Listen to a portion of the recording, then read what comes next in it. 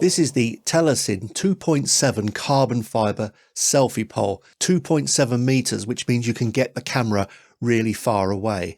It's made of carbon fibre, so you have to be careful when it's fully extended not to touch any power lines, because if you do that, you're going to get a bit of a shock, to say the least, because it's carbon fibre and it's going to conduct electricity and you're earthed. So I would be very careful if there are lines around. But this thing is quite useful in that you can get some very, very unusual shots from it. There are some downsides and some upsides. First of all, you can use it as a normal selfie stick just by holding it like this. It doesn't fold down, so this is the length of it. The other thing is, being carbon fibre means that it's really very, very light. But that lightness as well can also make it flip around when you fully extend this thing, because the end of this pole, when you pull it out, there's no screw threads here.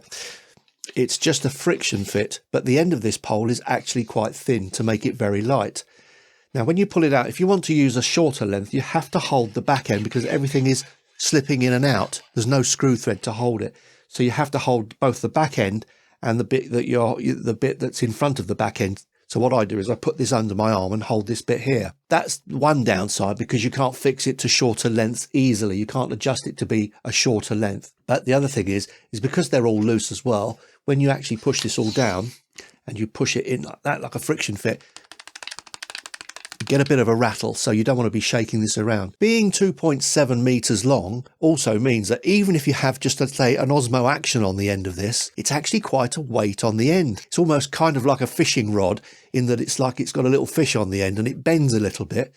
So that's the only thing, you know, when you've got this fully extended, it's actually, let me show you there, I don't know if you can see that, it's actually quite bendy and it can whip around a bit. But the thing is, with these things, you can get some very unusual shots.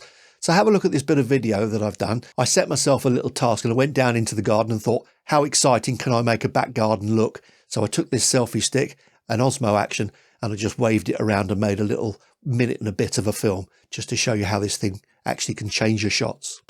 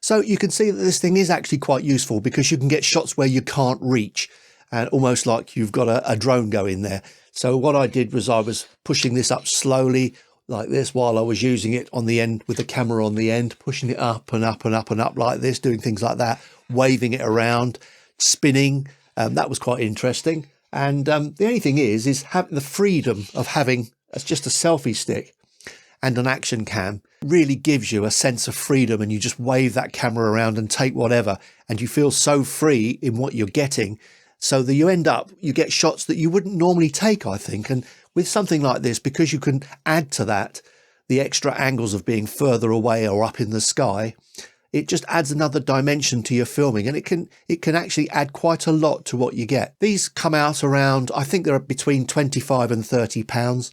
And so they're not expensive. I would say, what is that, about 2 feet, about 2 foot long. But it's lightweight and it's dead easy to pack away in a bag if you want to carry it around. It's a useful item and it's not expensive as well. Hope to see you next time. Cheers for now. Sabroso.